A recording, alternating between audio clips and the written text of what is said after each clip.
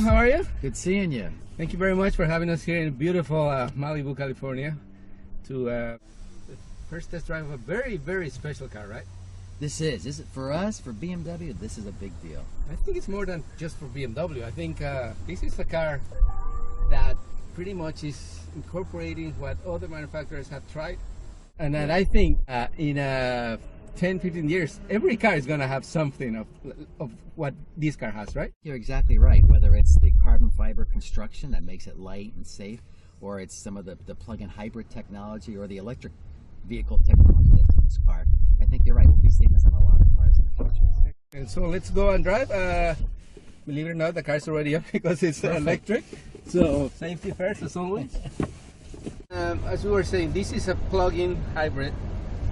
So this car combines not the best of two worlds, the best of three worlds, I think. You know, that's a good way to describe it. You're right. We have an electric motor up front that drives the front wheels.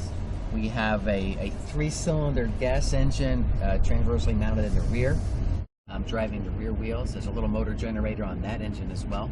And you can drive lots of different ways. All electric, just with the engine up front, or all-wheel drive with both work. Interior, I mean, no, let's start from the outside. This car is like breathtaking. And one of the things is that this car was introduced as a concept model, almost 5 years ago? It's been about 5 years. And nobody believed it was going to be made, because actually I think it makes its official debut as Mission Impossible for a movie, right? Yeah, that's right. It's where it was. And that car from there doesn't look too different today. It's almost the exact same car. Yeah, and that's really surprising people. It's concept car design in terms of the exterior, and it's actually concept car sort of technology underneath the skin as well. And we've brought it into real life. Yeah, that's something that most manufacturers can't do anymore, I think, because they put a lot of money maybe into a concept car that it's pretty much impossible to make. Yeah, this is the opposite of that. That's right. No, and you know what? And it looks just right out here in California. So tell us a little bit about the cues, the design cues from the exterior, because they're very particular to the BMW i brand. Yeah. Well, there's a lot of clues. First, what we did, we're taking this electric car market and a plug-in hybrid market very seriously, and we've created a new sub-brand, and it's called the BMW i brand, and it's like the BMW M brand, sort of a sub-brand of very high-performance cars. This is a sub-brand where we're going to have a family of very efficient, clean, yet fun-to-drive cars. And what we wanted is there's certain design elements, design keys that would be featured on all of these BMW i cars that let people know as that car drives by, A, it's a BMW, and also it's a BMW i. One of the cues, for example, in this car is very aerodynamic. One of the things that are really, really cool, it's like the spoiler, I guess, that you call it, that goes in the back on the sides of the car. Yeah. And it gives an opening, and that's very unique. It is, and that's, and it's not just there to look good. That wing, although it's a very contemporary version of an old type of wing that you might see in the back of a car, is really managing the airflow. It's trying to minimize lift, create a little downforce, yet do so at very low drag. I know it, and it looks futuristic, but it's very, very functional. And that's part of the dynamic efficient technology, or mantra from BMW, right? You know, if you want to make a car efficient, there's lots of things you need to do. One of those things, you've got to make it very aerodynamic. So there's a lot of functions, there's a lot of elements of this exterior design that are really all about making it slip through the air as easily as possible. So the construction of the car, carbon fiber from the very beginning, almost everywhere. Yeah, batteries are heavy. There's about 220 pounds or 100 kilograms worth of batteries in this car.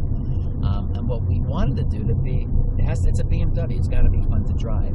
So we had to save weight elsewhere in the car to make up for the weight that the batteries take.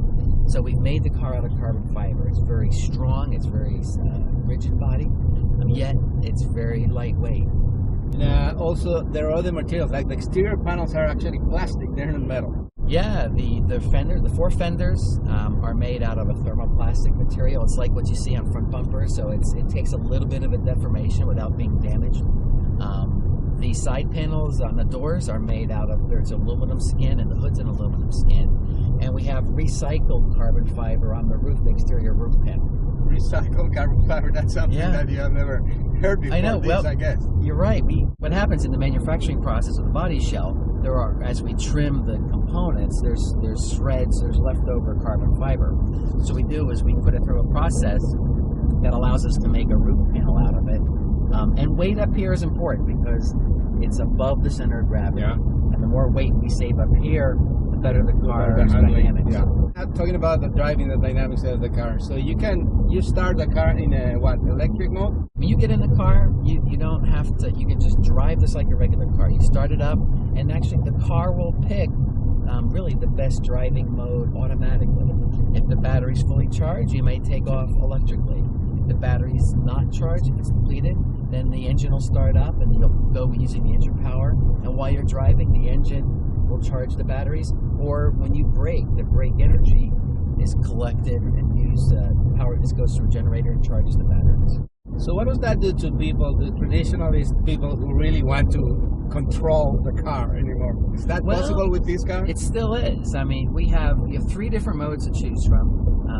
You can choose an e-drive, which is all electric drive, and as long as you've got battery power, you can drive electrically. You can try the normal mode, the comfort mode, and it'll use a blend of either gasoline powered from the engine or electric power. Or you can go into sport mode, and then everything is ready to go to drive, to really have an engaging, fun drive. And what about the range? And a lot of electric cars, plug-in hybrid cars, get people some range anxiety, but not the case. Well, nothing to worry about here. We've got a 42-liter fuel tank. The car goes well over 300 miles with everything charged up, and it can drive indefinitely on gasoline. So run out of gas, you just go to a normal gas station and off you go.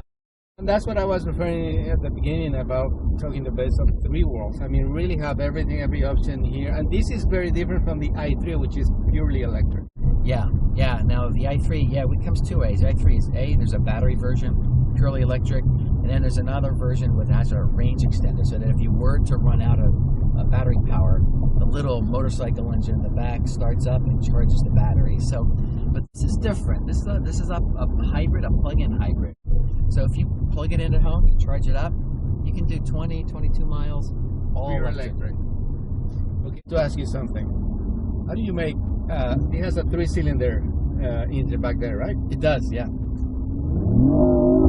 do you make that sound? That is great. Amazing. Well, like most manufacturers, there's a lot of things we do to create a pleasant sound. And you know what? Sound's important when you're driving. It is actually the sound. I'm not sorry for interruption, but it's very important because in electric cars, you say, it's electric, it's fast, but I have to fill it with my 5 senses. And you're right. And when you're driving enthusiastically, it's like an audible tachometer. It's telling you what the engine, you know the engine, how fast it's going, you know how hard it's working. And that's all important to making driving fun. This car, as we said before, was presented first 5 years ago in the midst of a very bad economic crisis everywhere in the world. And now BMW has committed to do this, and it's amazing. So this tells you how much you can do, I guess.